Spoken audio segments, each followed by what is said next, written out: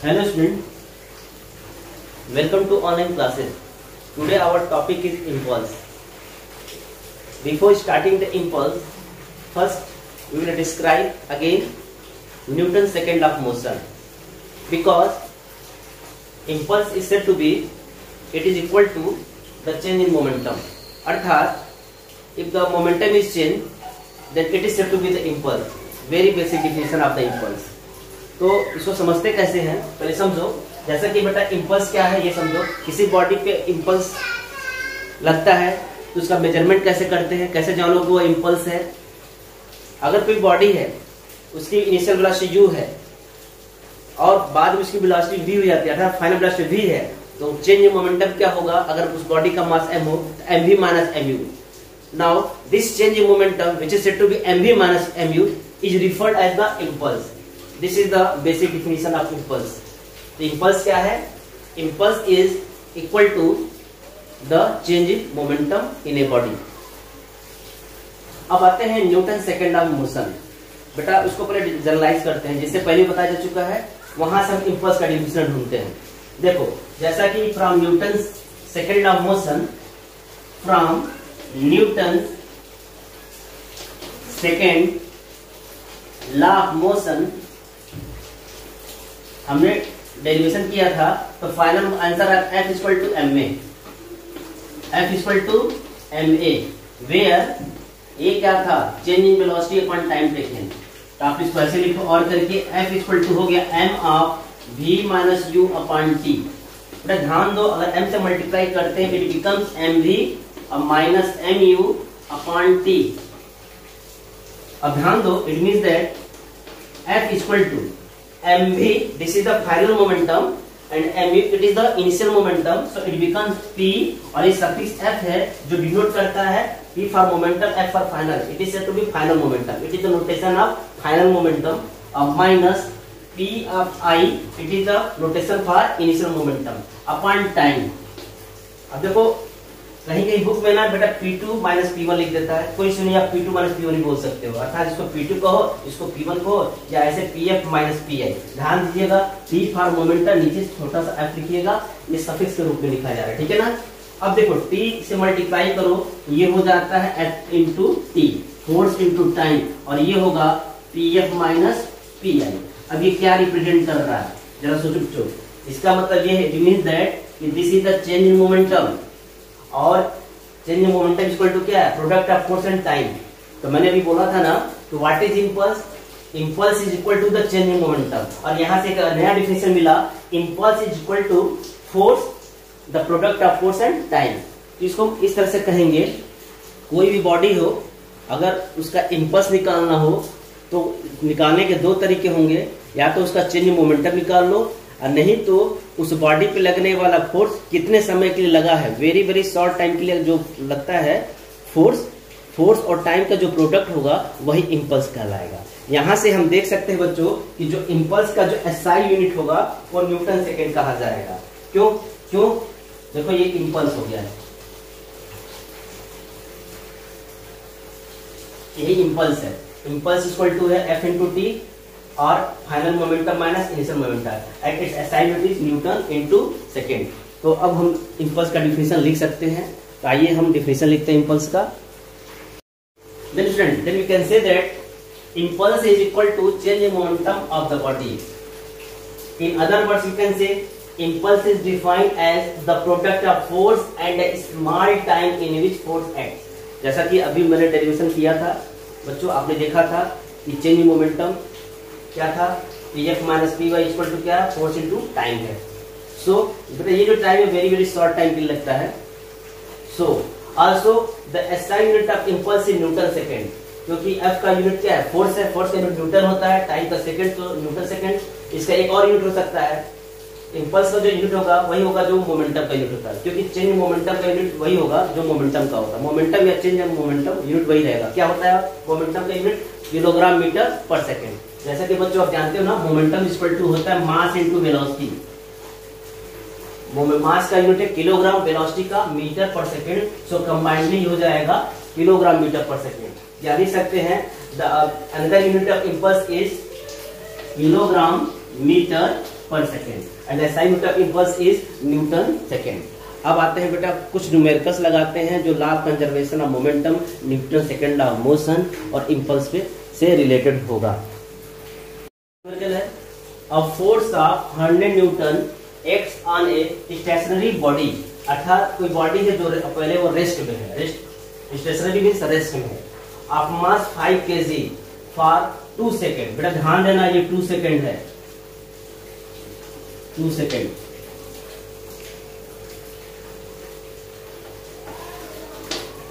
Find the acceleration produced in the body and velocity attained by it। देखो पहले लिखते हैं solution। First of all write the given variable। What should be the value for the given variable? A force of 100 Newton। It means that F is equal to 100 Newton।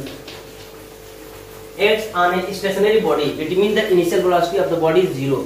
So that will be equal to 0 meter per second।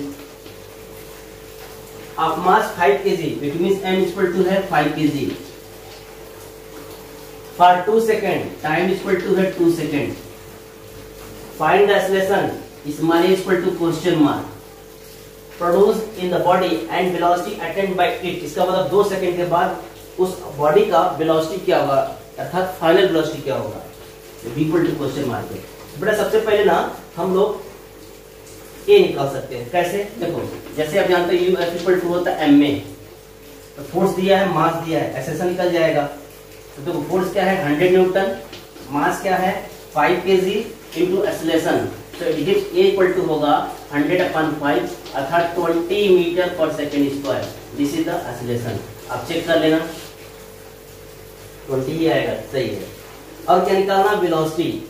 देखो final velocity निकालना, तो Newton का जो first equation of motion था ना v equal to u plus at, उसका use कर सकते हो क्योंकि v निकालना है, u पता है, a पता है और t पता है, ठीक है। तो सिंस v इक्वल टू क्या होता है u प्लस at, या यहाँ ये भी इस्तेमाल कर सकते हो। एक्सेलरेशन इक्वल टू होता है change in velocity upon time taken, अर्थात a इक्वल टू होता है v माइनस u पर t। एक्चुअली में v equal to u plus at का ही जनरल फॉर्म है क्या, a equal to v minus u पर t, वहीं से ये आया, ठीक है। देखो फाइनल वेलोसिटी निकालना है, अननोन है u क्या है 0 प्लस एक्सेलरेशन निकाला गया है 20 और बेटा टाइम क्या है, टाइम इज गिवन 2 सेकेंड, अर्थात v इक्वल टू आ गया 40 मीटर पर सेकेंड। यही हमारा रिक्वायर्ड क्या सोल्यूशन है। तो हम कह सकते हैं ना कि वो जो बॉडी है 2 सेकेंड बाद उसकी जो वेलोसिटी हो जाएगी 40 मीटर पर सेकेंड, और in such condition the acceleration produce is 20 metre per second square. Next question है how much momentum will a dumbbell of mass 10 kg transfer to the floor if it falls from a height of 80 cm? Take its downward acceleration to be 10 meter per second square। बेटा question को समझते हैं। कह रहा है ना एक dumbbell है, अर्थात कोई ऑब्जेक्ट है जो ऊपर से गिराया जा रहा है जिसका मास जो है 10 kg है। तो कह रहा है कि जब वो ऑब्जेक्ट गिरेगा तो अपना पूरा मोमेंटम फ्लोर को ट्रांसफर कर देगा। तो how much momentum will be transfer to the floor? तो बेटा हम क्या करेंगे, पहले मोमेंटम निकालेंगे। देखो जब ऑब्जेक्ट जब गिरेगा ना तो पहले तो डंबल वो हैंड में रहेगा, तो यहाँ पे तो मोमेंटम क्या होगा, 0 होगा क्योंकि इसकी इनिशियल वेलोसिटी यहाँ 0 है। लेकिन फ्लोर पर टकराने से पहले मान लो उसकी फाइनल वेलोसिटी क्या है v है, तो चेंज इन मोमेंटम होगा mv माइनस mu, जहां mu 0 होगा क्योंकि इनिशियल मोमेंटम 0 है। तो चेंज इन मोमेंटम जो होगा ना वो पूरा का पूरा जो टोटल मोमेंटम होगा एक्चुअली चेंज इन मोमेंटम के बराबर होगा, और वही मोमेंटम ट्रांसफर हो किसमें, फ्लोर में। आइए देखते हैं कैसे करते हैं। सबसे पहले देखो क्या क्या दिया है, उस बॉडी का जो मास है वो 10 kg है और 80 सेंटीमीटर ऊंचाई से इसको गिराया जा रहा है। तो बेटा गिराने से पहले उसकी स्पीड तो 0 होगी उस ऑब्जेक्ट की, तो u तो यहाँ 0 है, इस बात को याद रखिएगा। 80 सेंटीमीटर अर्थात हाइट जो दिया है वो 80 सेंटीमीटर है, जिसको हम लोग स्मॉल s से डिनोट करते हैं, ठीक है ना। 80 सेंटीमीटर अर्थात 0.8 मीटर। आप 100 से डिवाइड करके आप इसको पर मीटर में कन्वर्ट करोगे। अब बेटा देखो जब ऑब्जेक्ट गिरेगा ना तो उसकी स्पीड बढ़ती जाती है डाउनवर्ड डायरेक्शन में, क्योंकि उसके अंदर एक एक्सेलरेशन प्रोड्यूस होगा। और यहाँ पे जो डाउनवर्ड एक्सेलरेशन दिया है जिसे हम स्मॉल g से डिनोट करेंगे, एक्चुअली में हमारे नोटेशन में a था, लेकिन अब यहाँ g से डिनोट कर रहे हैं, या a चाहे g जो भी कहिए, फिलहाल हम यही लिखेंगे 10 मीटर पर सेकेंड स्क्वायर, ठीक है ना। a इक्वल टू दिया है। तो सबसे पहले क्या है, how much momentum will dumbbell of mass 10 kg transfer to the floor. तो हम कहेंगे कि जो मोमेंटम ट्रांसफर होगा वो इक्वल होगा चेंज इन मोमेंटम की। ठीक है, तो लिखेंगे क्या, तो पहले बेटा देखो क्या है, u तो पता है 0, लेकिन हमें v नहीं पता। सबसे पहले हम फाइनल वेलोसिटी निकालें, क्योंकि अगर फाइनल मोमेंटम चाहिए तो फाइनल वेलोसिटी निकालना होगा। तो कैसे निकालते हैं, ध्यान दो, हमारे पास s है, a है और u है, तो कोई रिलेशन होता है from Newton third equation of motion. क्या होता है आपको पता है, v स्क्वायर इक्वल टू होता है u स्क्वायर प्लस 2l। यहाँ से पहले स्मॉल v निकालो, अर्थात फाइनल वेलोसिटी निकालो जब वो ग्राउंड पे टच करेगा वो ऑब्जेक्ट। तो देखो v क्या है, v तो अननोन है ना, v स्क्वायर, u देखो u 0 है, 0 का इसका 0 ही होगा। 2 इंटू एक्सेलरेशन आपका 10 है, और s यानी ऊंचाई चाहे चली गई दूरी। ध्यान देना मैंने दोनों नोटेशन लिखा है, लेकिन मैं यस यूज कर रहा हूँ। 0.8 है, 0.8 है, अर्थात v स्क्वायर इक्वल टू होगा बेटा ये 16 होगा। It mean that v equal to होगा 4, स्क्वायर रूट लेना, रूट 16 अर्थात 4 मीटर पर सेकेंड, ये फाइनल वेलोसिटी। ठीक है, तो अब हम क्या करेंगे, अब हम मोमेंटम निकालते हैं। तो बेटा जो एक्चुअली में जो क्वेश्चन है ना, हमें निकालना है चेंज इन मोमेंटम। क्यों, क्योंकि चेंज इन मोमेंटम ही होगा फाइनल मोमेंटम, मतलब टोटल मोमेंटम जो ट्रांसफर होगा फ्लोर में। We can say that total momentum of the dump bell is equal to change in momentum, and this is equal to mv minus mu. And taking m as a common, we have m of m into v minus u. Here the value of m is 10 kg, v is obtained here 4 meter per second, and u is the initial velocity which is 0. क्योंकि बेटा जब हम dump bell को drop करेंगे ना, तो उस समय उसकी इनिशियल वेलोसिटी क्या होगी, 0 होगी। ठीक है, तो ओवरऑल इसका आंसर आएगा 40 किलोग्राम मीटर पर सेकेंड। यही हमारा फाइनल आंसर होगा। मैंने बता दिया था ना कि total momentum of the dumbbell क्या होगा, चेंज इन मोमेंटम होगा। ठीक है, नेक्स्ट क्वेश्चन है, a hockey ball of mass 200 gram travelling at 10 metre per second is struck by a hockey stick so as to return it along its original path with a velocity of 5 meter per second. Calculate the change of momentum occurred in the motion of the hockey ball by the force applied by the hockey stick. बेटा question बहुत ही लेंदी, इसको पहले समझते हैं।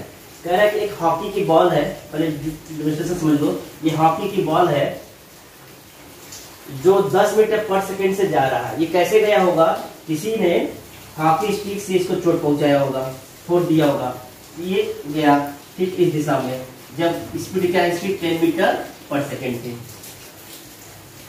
फिर जाता है, फिर यहाँ से एक दूसरा हॉकी प्लेयर जो है अपने स्टिक से इसको थ्रो करता है, पुश करता है, फोर्स लगाता है, फिर वापस जो है उसी दिशा में, इस दिशा में उसी पाथ में अपोजिट डायरेक्शन में जा रहा है। अब उसकी स्पीड कितनी हो जा रही है बच्चों, 5 मीटर पर सेकेंड।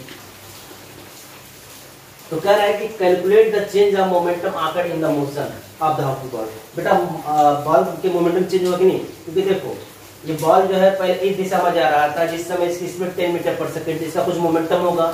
अब फर्दर जो है अब ये इस दिशा में आ रहा है, तो अब इसका वेलोसिटी चेंज हो गया है, तो इसका मोमेंटम भी बदल गया। तो इस समय मोमेंटम कुछ होगा, इसमें मोमेंटम कुछ है, तो आखिर में मोमेंटम में चेंजेस कितना है।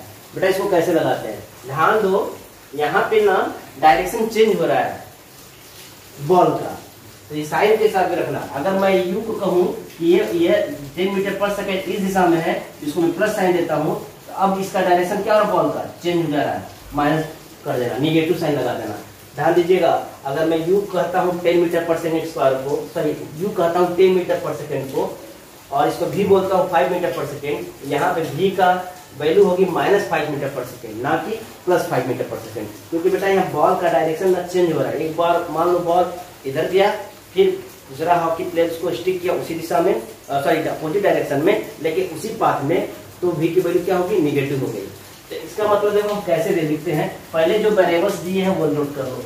कह रहा है कि एक हॉकी बॉल है जिसका मास 200 ग्राम है, तो सोल्यूशन में सबसे पहले m बराबर लिखना है 200 ग्राम, जैसा कि ग्राम को केजी बताना होगा, तो 200/1000 केजी कर दो, जो कि आएगा 0.2 केजी। अब देखो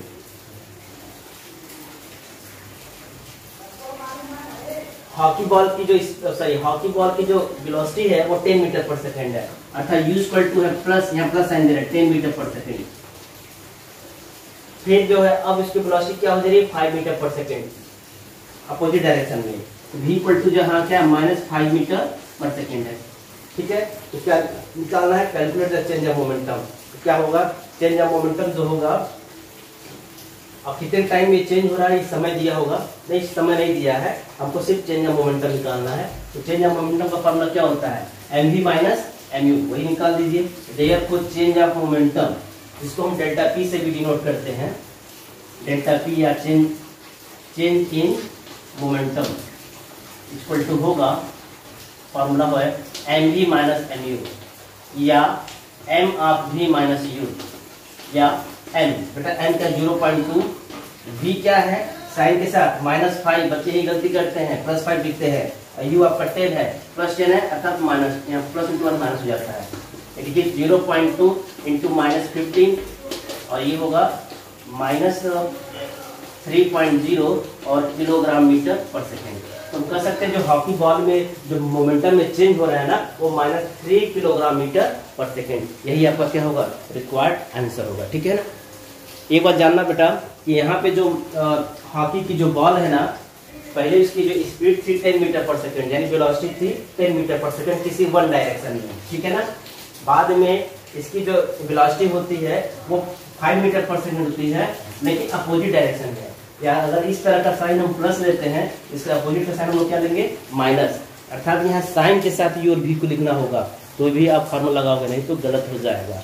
नहीं तो इससे पहले बच्चे ना v को +5 लिखते हैं, u को 10 लिखते हैं, तो 5 - 10 -5 आएगा, उस केस में आंसर आपका आएगा 1 किलोग्राम मीटर पर सेकेंड, जो कि गलत है। बेटा नेक्स्ट क्वेश्चन है, 150 ग्राम ball travelling at 30 metre per second strike the palm of a player's hand and is stopped in 0.05 second, then find the force exerted by the ball on the hand। बेटा यहाँ पे जो question आप समझ गए होंगे, ये पूछ रहा है कि find the force exerted by the ball on the head.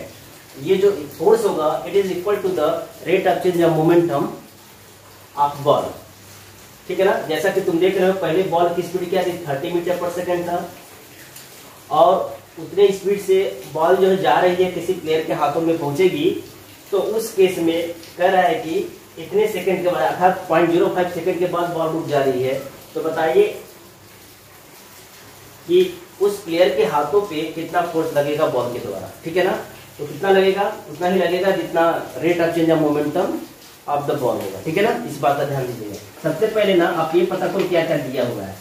Ball का मास 150 ग्राम है, जैसा कि आप पहले से देखिए हो, मास को हम लोग केजी में बदलेंगे, उसके लिए आप 1000 से क्या करो, डिवाइड करो, ये आएगा, देखो 0 कटेगा, सीधा बता देखो 0.15 केजी डेसिमल में, मास ये हो गया।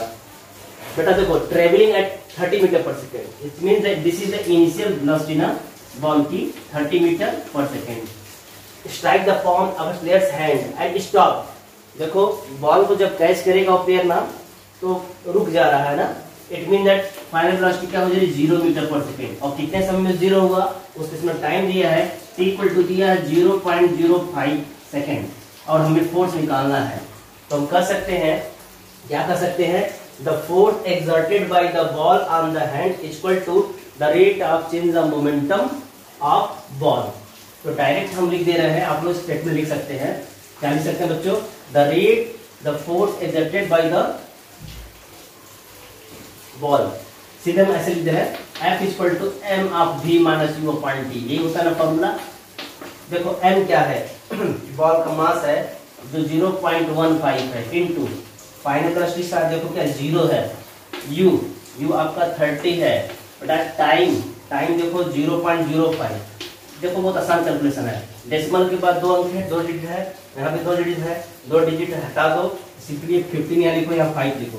तो देखो माइनस 30, अब इसको 15 लिख सकते हो, लेकिन डिनोमिनेटर में आपको 5 लिखना होगा।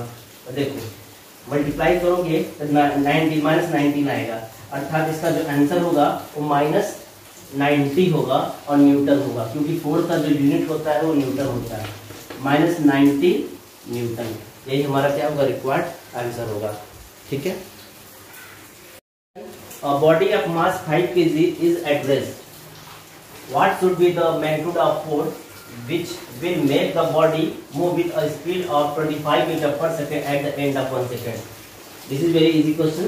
और देखो क्या क्या दिया है, a body of mass 5 kg. It means m is equal to 5 kg is at rest.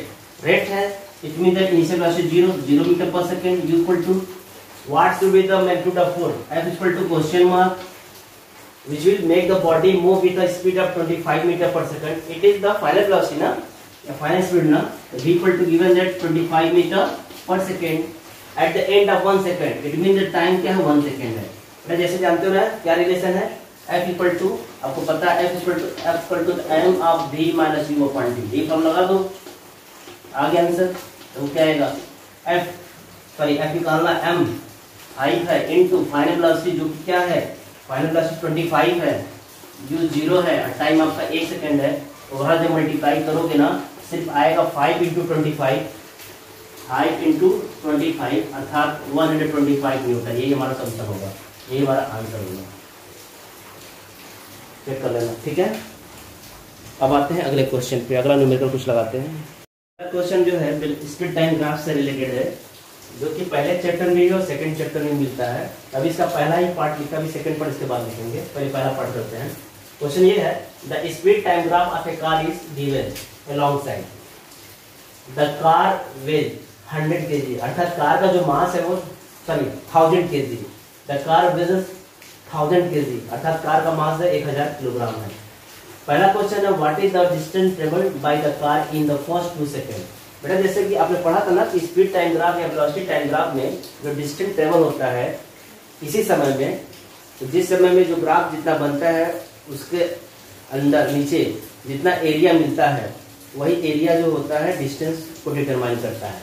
देखो 2 सेकंड में चली गई जो दूरी होगी, 2 सेकंड के लिए जो ग्राफ है हमारा ए बी ग्राफ है. तो जो ए बी ग्राफ होगा, ए बी ग्राफ के करस्पॉन्डिंग हमारा एक ट्रायंगल बन रहा है जो है ट्रायंगल ए बी. एक्चुअली इसका नाम नहीं है, मेंशन आप की लगा देना. Area of triangle A B. तो आपने पढ़ा था ना वेलोसिटी टाइम ग्राफ में हमें डिस्टेंस कैसे मिलता है. किसी ग्राफ जिस ग्राफ के लिए कहा जा रहा है उस ग्राफ से related along the x axis का जो एरिया होता है ना, उस ग्राफ से घिरा हुआ जो रीजन होगा वही जो एरिया होगा वही डिस्टेंस होता है. इसीलिए मैं आंसर लिख दे रहा हूँ. पहला सोल्यूशन यहाँ से स्टार्ट कर दे रहा हूँ. लिखेंगे मैं क्वेश्चन को अरेंज कर दे रहा हूँ थोड़ा सा. What is the distance travel by the car in first 2 second. तो मैं कहूँगा यहीं से मैं आंसर लिख दे रहा हूँ, थोड़ा समय बचता है. The distance travelled by the car in first 2 second equal to, यही सॉल्यूशन मान लो, इक्वल टू होगा area of triangle A B. और आपने पढ़ा था एरिया ऑफ ट्रायंगल क्या होता है, half into base into height, यानी 1/2 इंटू ए इंटू बेटा देखो बी. अब सोचो क्या है ये, देखो 1/2 इंटू, अगर तुम यूनिट के साथ लिखोगे तो ए का भी रूट लिखना पड़ेगा. देखो ये 2 सेकंड है और बी जो होगा ये क्या होगा 15 होगा, 15 मीटर पर सेकंड. देखो अगर ये मीटर पर सेकंड या सेकंड कैंसिल होगा ना, और दो कैंसिल होगा, सिंपली 15 और इसे यूनिट होगा मीटर. ध्यान दीजिएगा, ठीक है. तो हम कह सकते हैं 2 सेकंड में जो चली गई दूरी है वो क्या है 50 मीटर है. अब इसी ग्राफ के लिए इसका जो सेकंड क्वेश्चन है वो देखते हैं. पहले क्वेश्चन लिखते हैं, उसके बाद हम लगाते हैं.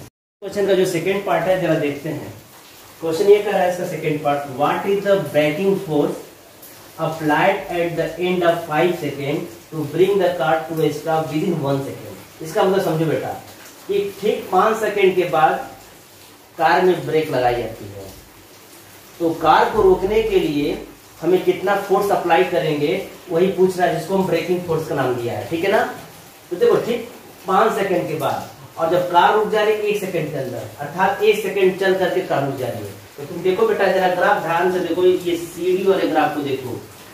ये जो सीडी जो ग्राफ है ये तब बना होगा 5 सेकंड और 6 सेकंड के बीच का ग्राफ है. तो क्वेश्चन में ये कह रहा है कि कितना फोर्स लगाएं कार को रोकने के लिए 5 सेकंड के पश्चात, ताकि वह कार जो है ठीक 1 सेकंड के अंदर रुक जाए, अर्थात 1 सेकंड में रुक जाए. तो इसका मतलब ये हुआ या फिर हमको वो स्थिति देखनी है कार के ग्राफ की जो 5वें और 6वें सेकंड की है. तो क्या है वो सीडी ग्राफ है. ठीक है ना. इस बात का ध्यान दीजिएगा. ठीक है. तो कैसे निकालेंगे, तो जैसा कि आप जानते हो कि फोर्स इक्वल टू होता है मास इंटू एक्सेलरेशन. बेटा कार का मास तो 1000 kg है और हमें एक्सेलरेशन नहीं पता है. तो एक्सेलरेशन कैसे निकालोगे, तो आपने बताया था ना, हम लोगों ने पढ़ा था ना कि जो एक्सेलरेशन होता है ग्राफ के लिए वो slope of the graph CD के बराबर होगा. और स्लोप ऑफ ग्राफ सीडी क्या होता है, परपेंडिकुलर अपॉन बेस होगा. तो हम कहेंगे पहले तो हम ये निकालेंगे एक्सेलरेशन। देखो बेटा ये इसका हम एबी का एक्सेलरेशन नहीं निकालेंगे, क्योंकि ये जो एक्सेलरेशन तब है 1-2 सेकंड तक के बीच का एक्सेलरेशन है, ठीक है ना। हमारा जो एक्सेलरेशन होगा क्वेश्चन के अनुसार वो तब होगा 5 सेकंड के बाद और विद इन द 1 सेकंड, मतलब 6 सेकंड, 5 और 6 सेकंड के बीच का एक्सेलरेशन हमें निकालना होगा। तो सबसे पहले हम एक्सेलरेशन निकालेंगे, क्योंकि फोर्स इक्वल टू होता है मास इनटू एक्सेलरेशन। तो आप समझ गए होंगे इस क्वेश्चन को। तो पहले हम एक्सेलरेशन निकालते हैं। तो जो एक्सेलरेशन प्रोड्यूस होगा विद इन 1 सेकेंड वो ग्राफ CD के स्लोप के बराबर होगा। तो सबसे पहले जो एक्सेलरेशन होगा, ये एक्सेलरेशन डायरेक्ट लिखना, एक्सेलरेशन इक्वल टू होता है slope of graph CD, slope of CD चाहे स्लोप ऑफ ग्राफ CD, और ये होता है it is the ratio of perpendicular to base. ध्यान देना ये जो परपेंडिकुलर है ये वाली लाइन है, कुछ नाम दे दो, नेमिंग कर दो इसको, F कर दो मान लो। तो ये होगा CF अपॉन और बेटा ये देखो इसका ये FD हो जाएगा। अब जरा सोचो क्या है ये CF जो है इक्वल है B के और ये बराबर है 15, तो 15 अपॉन और ये 5 से 6 के बीच का जो दूरी है, दूरी मतलब कि जो मैग्नीट्यूड है वो 1 है, जो कि सेकंड में है। एक्चुअली ये मीटर पर सेकंड में है और नीचे भी सेकंड है, इसलिए इसका यूनिट होगा 15 मीटर पर सेकंड स्क्वायर। इसलिए फोर्स जो F बराबर होगा, आप लिख सकते हो जो फोर्स होगा मास इंटू एक्सेलरेशन है, जहाँ मास क्या है 1000 kg है, और इंटू ये क्या आया एक्सेलरेशन 15 आया, ओवरऑल आंसर आएगा 15,000 न्यूटन। तो हम कर सकते हैं जो कार पे जो फोर्स लग रहा है वो क्या है 15,000 न्यूटन, यानी ब्रेकिंग फोर्स है वो 15,000 न्यूटन है। अच्छा एक बात और है बेटा, यहाँ पे जो एक्सेलरेशन है ना वो हम निगेटिव में लिखेंगे, रीजन है इसके पीछे, क्यों? क्योंकि ये रिटार्डेशन है। ध्यान दो इसका स्लोप जो है ना, मैंने पहले बताया था ना, ये क्या होता है पॉजिटिव एक्सेलरेशन होता है, ये नेगेटिव एक्सेलरेशन होता है। तो यहाँ पे जो वैल्यू आएगा, जो एक्सेलरेशन की जो वैल्यू आएगी वो नेगेटिव आएगी। तो चाहो तो यहाँ पे माइनस का साइन लगा दो या ना भी लगाओ तो भी चलेगा, लेकिन याद रखिएगा जब वैल्यू पुट करेंगे ना तो वहाँ एक्सेलरेशन की जो वैल्यू होगी वहाँ नेगेटिव होगी, तो रख सकते हो या नेगेटिव आप लगा सकते हो, ठीक है। तो लगा ही दो, यहाँ पे कोई दिक्कत नहीं है। क्यों? क्योंकि जो हमारा एक्सेलरेशन की जो वैल्यू होगी वो नेगेटिव आएगी। यहाँ भी माइनस कर दो, कोई फर्क नहीं पड़ता है, लेकिन मैग्नीट्यूड क्योंकि एक्सेलरेशन इस केस में पॉजिटिव होता है और इस केस में क्या होता है एक्सेलरेशन नेगेटिव होता है। तो यहाँ पे न्यूमेरिकल जब लगाओगे ना तो जो एक्सेलरेशन की जो वैल्यू होगी वो आपको नेगेटिव में भी लिखना पड़ेगा। यहाँ माइनस लगा सकते हो, कोई इश्यू नहीं है, ठीक है ना। यहाँ भी माइनस लगा दूँ, बस ये इंडिकेट कर रहा है कि कार जो है रुक रही है, अर्थात कार की जो फाइनल वेलोसिटी क्या हो रही है 0 हो रही है, ठीक है। Thank you very much.